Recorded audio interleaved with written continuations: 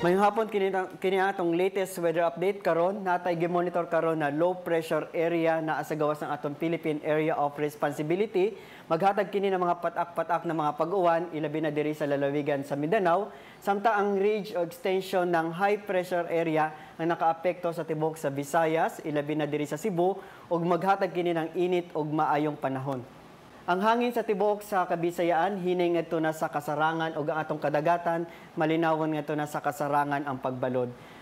Ang dagat mutaob alas 2:08 sa kadlawon ug muhunas sa alas 7:56 sa buntag. Ang atong weather forecast para ugma ang tibuok sa Kabisayaan lakip na ang Cebu. In general maayong panahon ug wala tay gi-expect na mga pag-uwan. Ang range of temperature sa Cebu moabot sa 24 to 33 degrees Celsius. Sa Bohol is 24 to 32 degrees Celsius. Sa Negros is 24 to 32 degrees Celsius. Ug diri sa Tacloban is 23 to 33 degrees Celsius.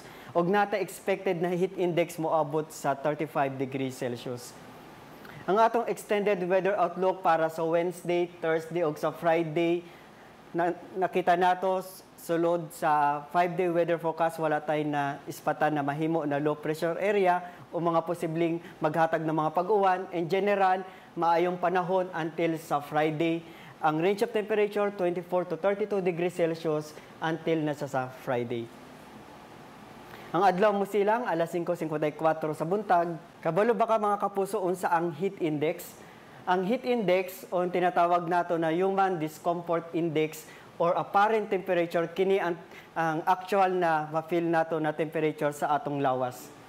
Naay duha ka weather variables or factor para ma-compute nato ang heat index. Ang una ang temperature. Diri sa atong station makuha nato ang tong maximum temperature using this maximum thermometer. O ang ikaduha ang tinatawag nato na relative humidity or amount of moisture sa hangin.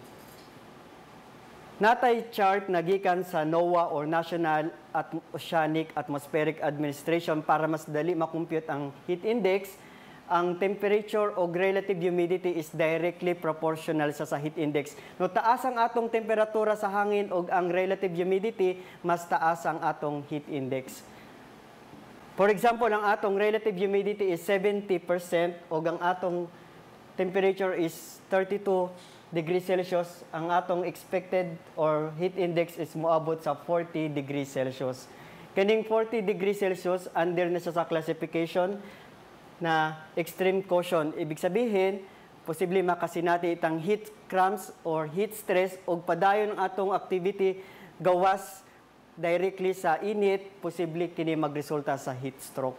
Karon mga kapuso, kabalo na ka kung unsa ang heat index. Para sa mga dugang detalye, mabisita ta sa atong mga official social media sites, sa atong Facebook account o sa atong website sa www.bagong.pagasa.dost.gov.ph. Gikan diri sa Pag-asa Mactan, DOST, o para sa Balitang Bisdak, kini si Jomar Eclarino, maayong hapon.